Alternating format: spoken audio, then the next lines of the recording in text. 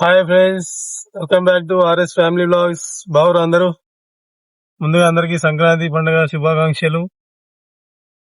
ఈరోజు మేము అనుకోకుండా సడన్ గా అప్పటికప్పుడు ఇట్లా అనుకొని పోదామని చెప్పేసి భద్రాచలం బయలుదేరినాం. 9:30కి అనుకున్నాం. 10 గంటలకల్లా వంట చేసేసినాం. 11 గంటలకు చదువుకున్నాం. ఎగ్జాక్ట్లీ 12 గంటలకు సిద్దిపేట నుంచి బయటికి బయలుదేరినాం. సో జర్నీ చేస్తూ చేస్తూ వస్తా ఉన్నాం. ఆకలి అవుతుంది, తిందామని చెప్పేసి ఇక్కడ ఆగిన మహబూబాబాద్ కి దగ్గరలో ఉన్నాం. ఇప్పుడు దాదాపు 2:30 గంటలుగా జర్నీ చేస్తూ చేస్తూ వచ్చినాం. కాసేపు ఆగి ఇక్కడ తినేసి మళ్ళీ బయలుదేరామని చెప్పేసి అనుకుంటున్నాం. అయితే పిల్లలు వచ్చినాయి కదా పండగకి, మళ్ళీ సెలవులు అయిపోతే వెళ్ళిపోతారు కాబట్టి మళ్ళీ కుదరదు. మేము ఎవ్రీ ఇయర్ జనవరిలో కంపల్సరీ పోతాం. లాస్ట్ ఇయర్ జనవరి పోలేదు. సరే ఈసారి అయినా ఖచ్చితంగా పోయిద్దాం అని చెప్పేసి అప్పటికప్పుడు ఇట్లా పెద్దోడు అడగానే రెడీ అయిపోయినాం, బయలుదేరినాం. సో జర్నీలో ఏమేమి జరుగుతుందో మొత్తం చూపిస్తా. మనం ఎప్పుడైనా దూరం ప్రయాణం చేస్తున్నప్పుడు ఏంటంటే ఎక్కడెక్కడో ఆగి హోటళ్లలో తినడం కంటే, ఎందుకంటే వాళ్ళు ఏం పెడతారో తెలియదు, ఫ్రెష్ ఉంటుందా లేదా ఎట్లుంటుందో మనకు ఐడియా ఉండదు కాబట్టి మాక్సిమం ఇంటి దగ్గర రెడీ చేసుకొని పోవడం బెటర్. అందుకని మేము కూడా పొద్దున్న లేవగానే రైస్, ఆలు ఫ్రై, తర్వాత పులిహోర చట్నీ, అదేవిధంగా పులిహోర పులుసు, స్పెషల్ అప్పాలు సంక్రాంతి. సో ఇట్లా తినుకుంటూ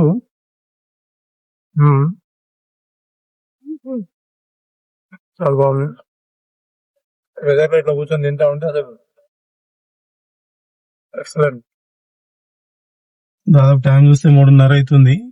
మేము సిద్దిపేటలో బయలుదేరినప్పుడు దాదాపు 12 లేదు 12 కి బయలుదేరినాము. 8 hours journey, 6 hours journey. So 8 కల్లా పోవాలి. చూద్దాం ఎంతసేపు వెళ్తాము. మరి మహబూబాబాద్కి ఒక 20 కిలోమీటర్స్ దూరంలో ఉన్న, 20 కూడా లేదు, చాలా తక్కువ ఉంటుంది. సో మహబూబాబాద్, ఇల్లందు, కొత్తగూడెం, భద్రాచలం. సో తిందాం, ఇప్పుడే బయలుదేరుతున్నాం. ఓకే.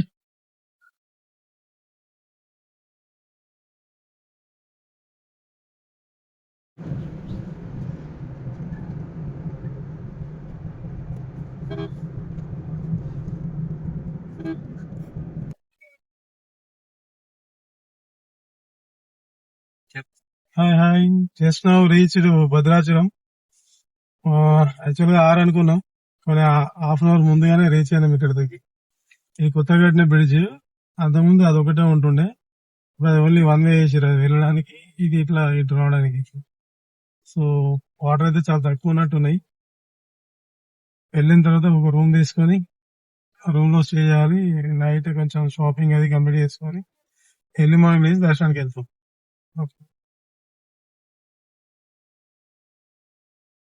ఇక్కడ వస్తే మనకి దేవస్థానం సంబంధించిన రూమ్ ఇక్కడ తీసుకోవడానికి వీలుగా ఉంటుంది. మనం బ్రిడ్జ్ దిగాలి, లెఫ్ట్ సైడ్ ఉంటది, ఇక్కడ అడిగితే తెలుస్తుంది మనం.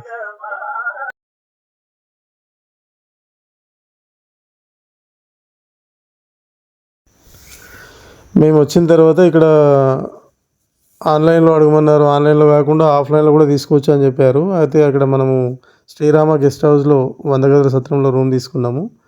ఆ తర్వాత కొంచెం ఫ్రెష్ అయ్యి బయటకు వచ్చిన తర్వాత అక్కడ టీ అది తాగుదామని చెప్పేసి నిలబడితే గోదావరిలో పటాకులు పేలుస్తున్న సౌండ్ వస్తుంది.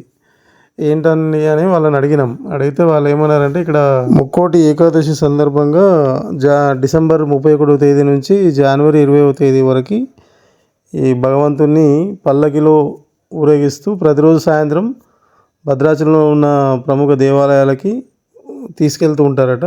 అక్కడ భగవంతుని మళ్ళీ అక్కడ పల్లకిలో ఊరేగించిన తర్వాత దేవునికి అక్కడ పూజలు అవి చేసేసి ప్రసాదము, అదేవిధంగా ఇట్లా మనం చూస్తున్నట్టు భరతనాట్యము ఇట్లాంటి పిల్లలతోని ప్రోగ్రామ్స్ అన్నీ ఏర్పాటు చేసి అక్కడ వచ్చినటువంటి భక్తులకి భగవంతుని కృపని కలిగిస్తారు.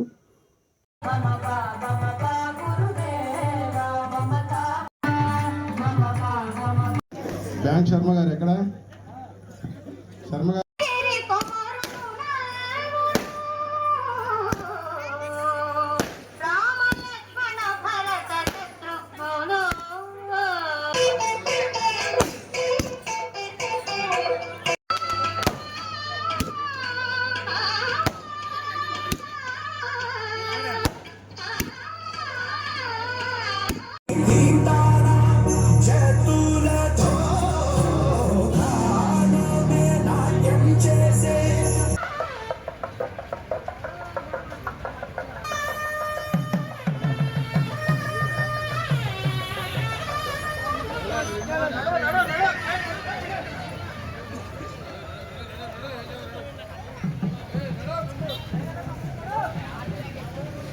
టైం చూస్తే ఇప్పుడు 6:15 అవుతుంది. దాదాపు 5-5:30 గంటలకి లేచినాము. గోదావరి పక్కనే మనం ఇక్కడ 100 గదుల సత్రంలో రూమ్ తీసుకున్నాము. 5:15 గట్ల నాకు మెలికైంది. 5:15 నుంచి అసలు నిద్ర పట్టలేదు. 5:30కి లేచి వీళ్ళందరూ లేపేసి గాలకృత్యాలు తీసేసుకుని పక్కనే గోదావరి ఉంటుంది. ఆ గోదావరిలోకి వెళ్ళి స్నానం చేద్దామని చెప్పేసి వెళ్తున్నాం. అక్కడ స్నానం చేసుకొని వచ్చి ఇంకా డైరెక్ట్ దర్శనానికి వెళ్ళిపోవాలి. ఎంత తొందరగా దర్శనం అయితే అంత తొందరగా చేసుకొని ఇక్కడి నుంచి బయలుదేరాలనేది ప్లాన్. ఇది గోదావరి నది. చూడండి ఎంత కామ్ గా ఉందో, ప్రశాంతంగా ఉంది. ఇది చూస్తే కళ్యాణ కట్ట. ఎవరైనా తలనీలాలు సమర్పించాలనుకుంటే ఇక్కడికి వస్తే ఇక్కడ తలనీలాలు సమర్పించేసి డైరెక్ట్ అట్లా నదిలోకి వెళ్ళి స్నానం చేసుకొని మళ్ళీ పైకి వచ్చేసి దర్శనానికి వెళ్ళిపోవాలి. ఇంత పొద్దున ఇట్లా మామూలుగా గోదావరిలో స్నానానికి అంటే చాలా బాగుంది. చాలా మంది వస్తున్నారు ఇక్కడ. చూడండి ఎట్లా ఉందో.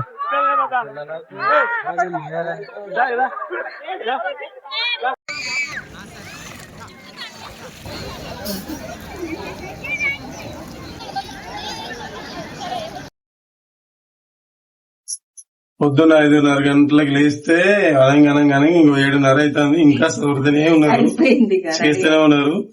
ఈ పక్కనే గోదావరి నది. ఈ గోదావరి నది కరకట్ట అంటాం దీన్ని. కరకట్ట పక్కనే మనకి 100 గదుల సత్రంలో రూమ్ తీసుకున్నాం. సో ఎప్పుడు వచ్చినా ఎనీ టైం ఆన్లైన్ లో కూడా బుకింగ్ అవైలబుల్ గా ఉంది. మనం డైరెక్ట్ వచ్చినా కూడా ఇక్కడ డైరెక్ట్ రాగానే మనకు ఆధార్ కార్డు ఇచ్చేస్తే వాళ్ళు రూమ్ బుక్ చేసి ఇచ్చేస్తారు అవైలబుల్ గా ఉంటే. సో రూమ్స్ అన్ని బాగానే ఉన్నాయి. డబుల్ బెడ్రూమ్స్ ఉన్నాయి, సింగిల్ బెడ్రూమ్స్ ఉన్నాయి. బాత్రూమ్ లో తప్ప మిగతా రూమ్ అంతా ఓకే. వాష్రూమ్స్ అయితే అసలు క్లీన్ గా లేవు. మార్నింగ్ 5:30 లేచినాం కదా, తొందరనే రెడీ అయినాం. సో ఇప్పుడు దర్శనానికి వెళ్ళాలి. గోదావరి పక్కన ఇట్లా రూమ్ తీసుకుని ఉండడం చాలా అసలు కొంచెం చాలా బాగుంది. ఎవ్రీ ఇయర్ వస్తాం కదా, సో మాకు ఇక్కడంతా పాతగానే ఉంటది. చూసే వాళ్ళకి మీకు ఎలా ఉందో మాకు తెలియదు, కింద కామెంట్ చేయండి. ఇందాకే దర్శనం అయిపోయింది. దాదాపు మేము 300 రూపాయలు పెట్టి టికెట్ తీసుకున్నాం అంతరాలయ దర్శనం. ఇదేంటంటే గుడి లోపలికి తీసుకెళ్లి దేవుని ముందు కూర్చోబెట్టి అర్చన చేస్తారు. కానీ మాకు ఒక అర్ధగంట టైం పట్టింది. ఎందుకంటే ఎవరో కొంచెం ప్రోటోకాల్ ప్రకారం ఎవరో ముఖ్య అతిథి వచ్చినట్టున్నారు. వాళ్ళ కోసం చాలా రెడీ చేశారు. దర్శనం చాలా బాగా జరిగింది. ఇది భద్రాద్రి చాలా బాగుంది. నెక్స్ట్ మేము ఇక్కడ నుంచి మా ఫ్రెండ్ ఉంటాడు ఇక్కడ దగ్గరలో, శ్రీనివాస్ అని చెప్పేసి, నాకు ఒక 25 years బ్యాక్ పరిచయం. సో వాడు నేను కలిసి హిందీ పండిట్ ట్రైనింగ్ చేసినాం అనమాట. సో వాడు ఇక్కడే ఊరు రాజపేట అని చెప్పేసి, అక్కడికి పోదామని చెప్పేసి అనుకుంటున్నాము. సో ముందుగా రూమ్కి వెళ్ళి రూమ్ లో మళ్ళీ కొంచెం ఫ్రెష్ అప్ అయిపోయి డ్రెస్ చేంజ్ చేసుకుని బయలుదేరాలి. సో ఇది ఈరోజు భద్రాచల దర్శనం.